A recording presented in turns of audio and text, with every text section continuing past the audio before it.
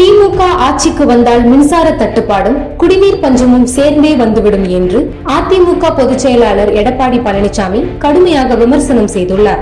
இது குறித்து அவர் வெளியிட்டுள்ள அறிக்கையில், திமுக எப்போதெல்லாம் ஆட்சிக்கு வருகிறதோ அப்போதெல்லாம் மின்வெட்டு என்பது எழுதப்படாத விதியாக இருப்பதாகவும், அதை நிரூபிக்கும் வகையில் தமிழகம் முழுவதும் அறிவிக்கப்படாத மின்வெட்டால் மக்கள் கோடை வெயிலின் தாக்கத்துக்கு மத்தியில் அவதிக்குள்ளாகி வருவதாகவும் தெரிவித்துள்ளார்.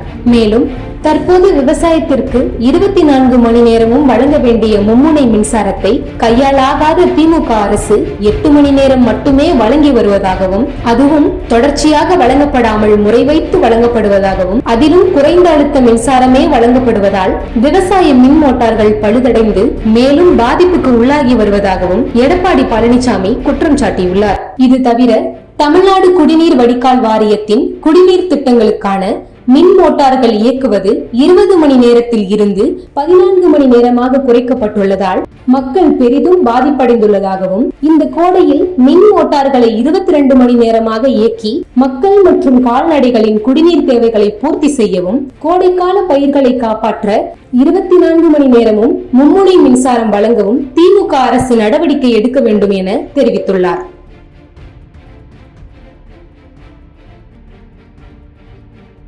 செய்திகளை உள்ளது உள்ளபடி தெரிந்து கொள்ள ரெஃப்ளெக்ட் நியூஸை சப்ஸ்கிரைப் பண்ணுங்க.